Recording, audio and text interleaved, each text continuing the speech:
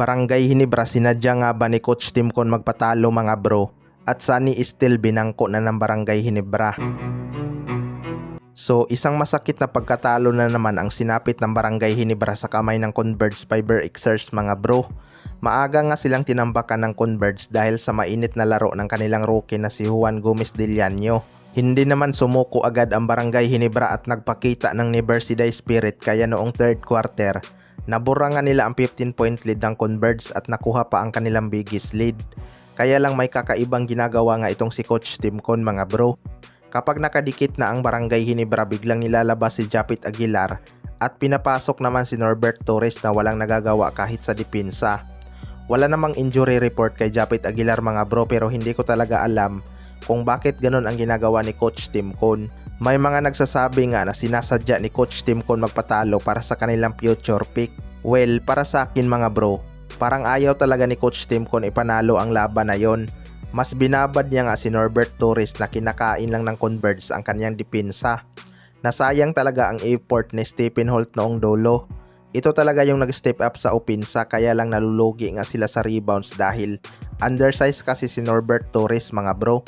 Hindi nga ito makatalon kapag dinikita ni Justin Arana at Justin Baltasar. Nagalit pa si Coach Timcon noong dulo dahil sa unwritten rules ng basketball. Sa kabilang banda naman mga bro, Sunny Istil binangko na ng Barangay Hinebra. Ito ngang si Sunny Istil ang isa sa mga inaabangan ng mga Hinebra fans, pero no action nga ito laban sa Converge Fiber Xers mga bro. Hindi ko alam kung ano ang rason ni Coach Timcon bakit hindi ito ginamit. Impressive naman ang kanyang mga previous performance. Sayang talaga ang sipag nitong si Sunny Istil mga bro. Pwede naman sana itong ipasok noong pagod na ang kanilang mga key player. Pero mas binabad nga ni Coach Timcon yung ibang player na walang ganap. Kaya nga sanang sabayan ni Sunny Istil ang energy ng Converge mga bro dahil bata pa naman ito at hindi talaga to takot makipagpisikalan. Isa din talaga sa nagpatalo sa Barangay Hinebra ay marami nga silang nagagawang error. Minsan nag-aagawan pa sa rebounds, kaya ang resulta napupulot ng Converge. 3 beses nga lumamang ang Barangay Hinebra, kaya lang hindi talaga nila maalagaan kapag ilalabas ni Coach Timcon si Japit Aguilar. Maganda din kasi ang ginagawa ng kanilang mga bigman, hindi nga sila naiilang kay Norbert Torres.